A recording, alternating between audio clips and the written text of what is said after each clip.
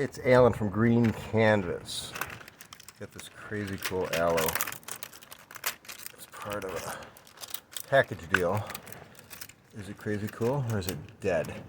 This is our introductory shot of what I hope is the reveal, but I fear is the truth. Oh, that's the truth. This whole thing is a secondary trunk. And we're going to go to town and get that snot out. God, I was hoping that was alive. This was on the top shelf in a greenhouse, and as you can see, it was a little neglected. In a perfect world, it's only rotten at the tip.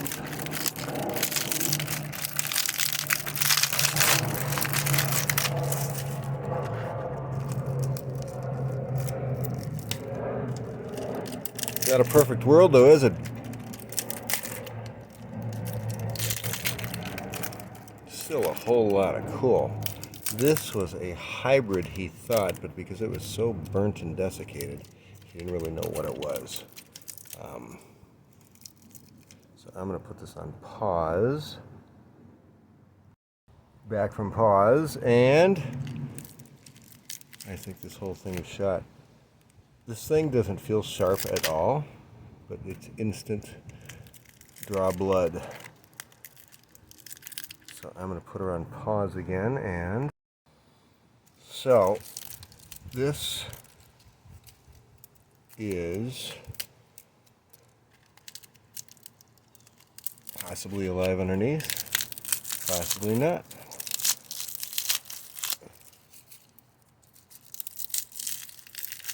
Anybody has a guess what this is? It's got really cool striations on the leaves, knobs and bumps. And he thought it was a hybrid of something that had more spots on the leaves and was more of the, I don't know my aloes. I've got a 20-year-old partridge with a big old trunk on it. And I would love a big old trunked plicatalis. But you take what you can get here in the middle of the Northlands. I'm going to get a knife.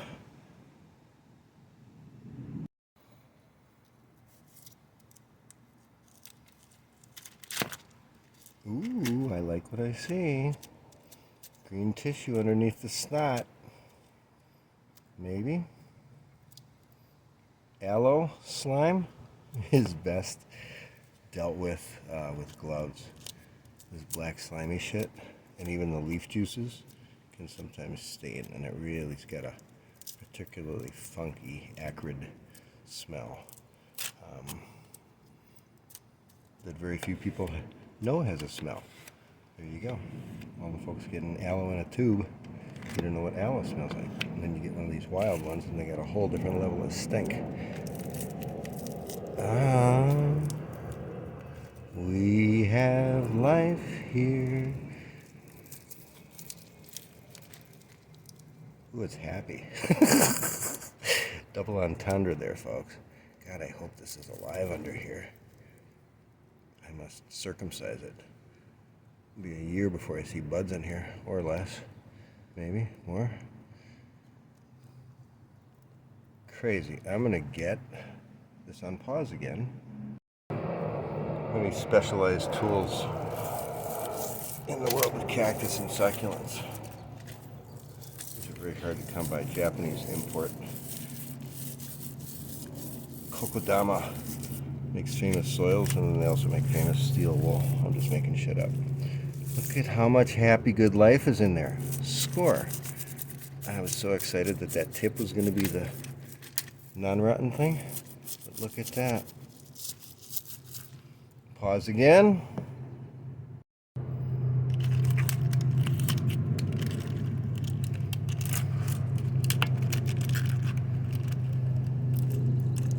I'm going to be bloody. How do you do this without the blood? Push down. Push down, turn around, or just rip them all off at once. I bet this trunk is going to be susceptible to sunburn. Like these probably serve a real purpose of shading the plant in nature. It's 96 degrees here. What's the temperature?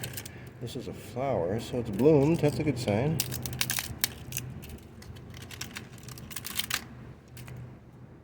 I'll do this entire back and then pause it.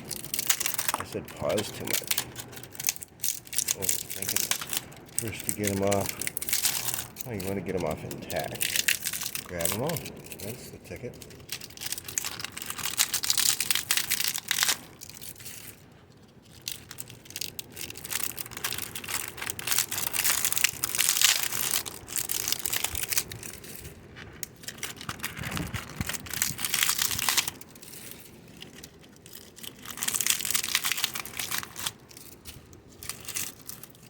How old is this for a Minnesota grown plant with years of neglect? It's funny, it's holding water in that soil after being watered thoroughly yesterday. It's still moist. That's why I'm getting it out of this soil. When I transplant stuff, anything organic like this holds water far too long. And so I get it out into my magic mix. That when I apply water, water is absorbed, and then when I want the plant to be dry, the plant stays dry. Because here in the north, these aren't able to uptake water in the winter effectively, healthily, if that's a word. And you can stretch them, you can rot the roots, and they'll just sit there asleep all winter, dry. And that's been my approach. And then we've got about 100 days of summer here. And then you move them outside and bust a move. Or if you've got a sunny window indoors and you can apply water through my wick watering system. Yes, I even do that to succulents and cactus. And let the plant drink what it wants to drink when it wants to drink it. So if the water reservoir is full and the wick is plugged in, the roots can ignore the water, or they can uptake the water. And I've had aloes actually send big white spaghetti happy roots into water reservoirs before. And aloes also have a really weird habit of consuming their soil. I've seen that before, where some of these big guys like this one, when you unpot them, it's just where did the pumice and stuff go? And I talk to other people and they say, what are you talking about? And other people, yeah, it's the weirdest thing. It's like just nothing but roots. So I don't know if it's more organics or less organics or what the issue is. But we have a banger of a specimen. Hell to the yeah. A little more grooming.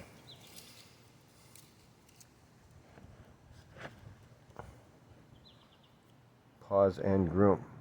8 minutes. All right, we can get this under 10 minutes and I'll clean it right up. BRB. A little bit more groomed. Need some time to dry out. Fingering. And then my next step, I try to do that when the soil is dry. It's abler. Typically an inch or 2 or 3 below the soil surface here. Oh, this is just deep, meaty trunk. I love it. Normally I can feel roots. And right now I'm into my second knuckle. Oh, you big, fat, beautiful trunk here.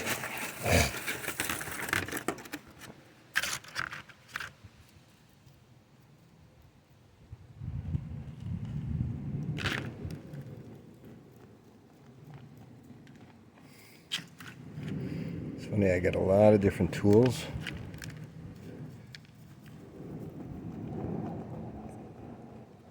And fingers make the best for a lot of projects. Fingernails are made to just do stuff with the delicacy that my hemostats can't, and hemostats are incredibly handy, but I don't want to be ripping roots, and you can't really rip roots with fingernails and fingers.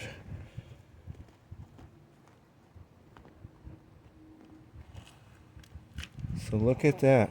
Not even a hint of a, what do you call that, basil basal, B-A-S-A-L, swelling. I wonder if it's all fat trunk down at the bottom. That'd be all right.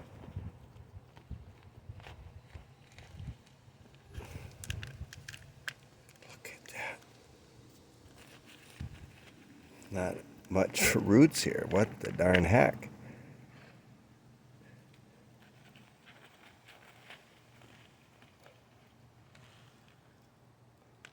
I'm gonna put this on pause. I said that, what, 9 times?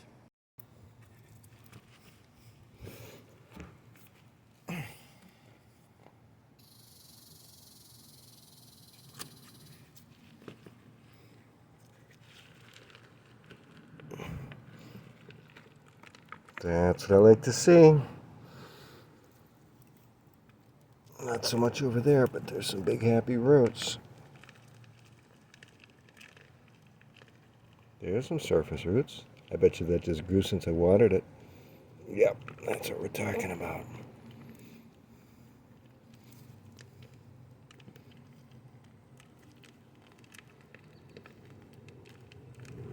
I wonder if there's any basal swelling around here. Don't be tearing roots. You just tore roots. Now you got a root cutting. I'm not doing that again. Unless I do. Alright, we're going to set this down and rethink the next steps. Look at that little fatty.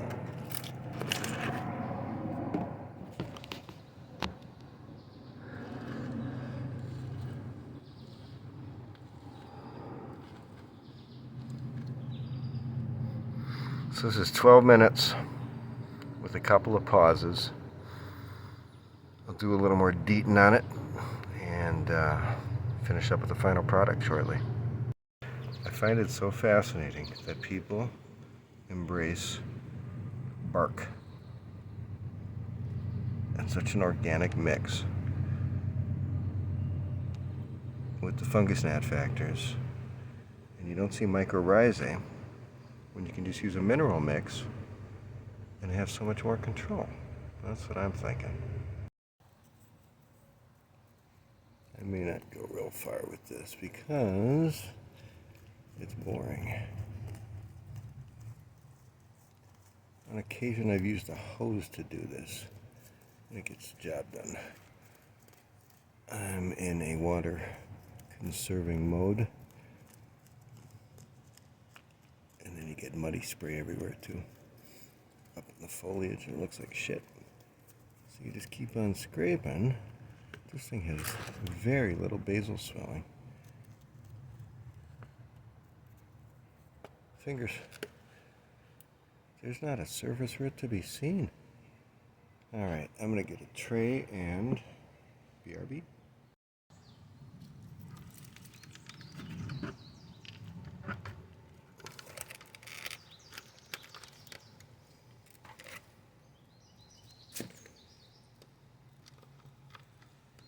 Let's see. A few meaty roots. I wonder if some of these aloes just disappear their roots in the dry season. Because this was kept crazy dry for a long time. And then they corresponding with the foliage going to shit.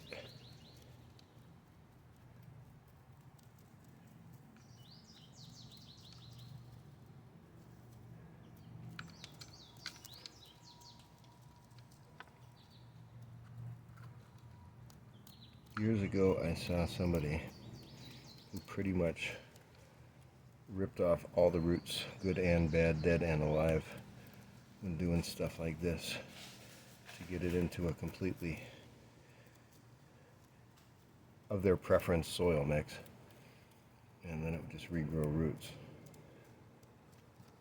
And on a tangent, I'm seeing with Sansevierias on Facebook, they're mummifying them to ship them or some shit. I don't know what's up with that. So there's not a hint of a trunk down there. This is going to be a long excavation.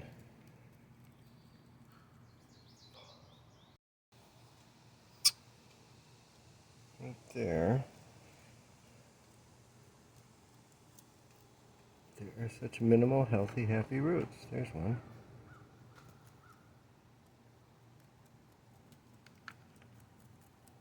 Yeah, a jet of water would probably be a better approach with this. Because I want to see a base.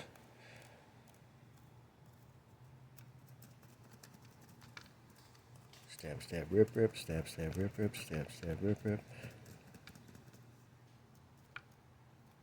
I'd probably do the same thing with my fingers. Maybe it's thinking that's where its base is wanting to be.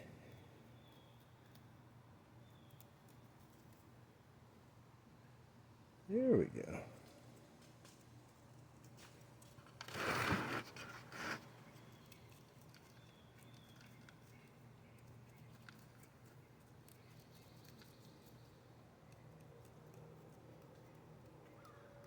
There's no bark in the soil in the Namibian desert, but bark is used for some. That's the kind of roots I'm wanting to see.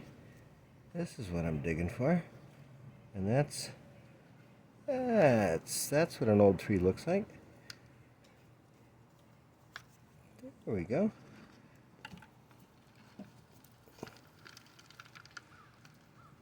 So that's what I was looking for. Slow and steady.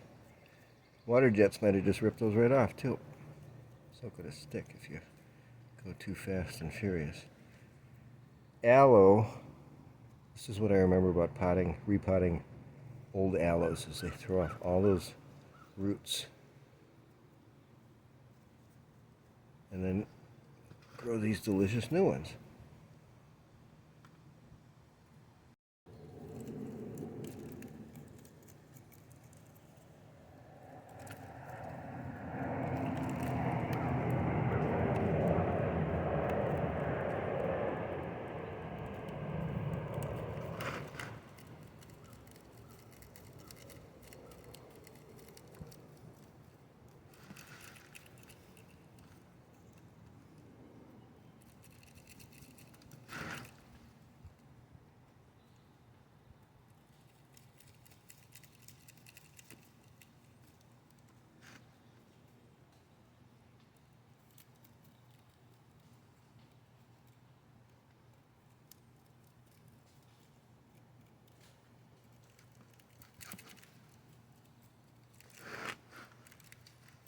I wonder how boring this is to watch, if anybody's ever going to watch this video.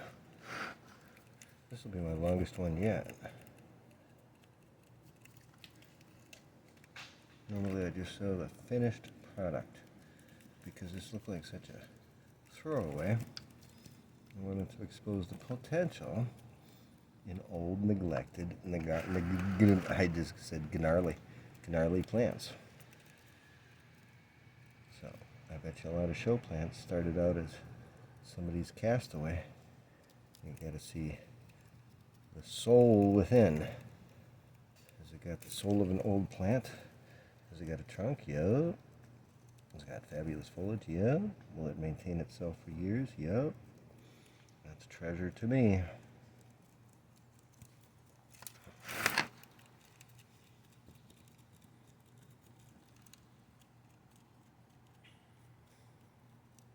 And if this soil wasn't damp, this would probably just be falling apart like dust.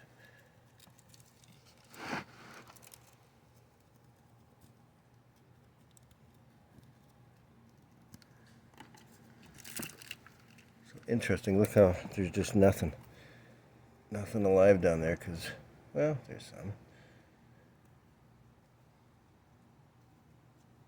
But you got the dead, fat roots, or not. Anyway, I'm going to pause.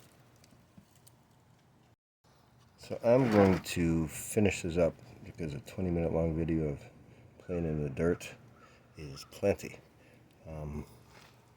Fabulous.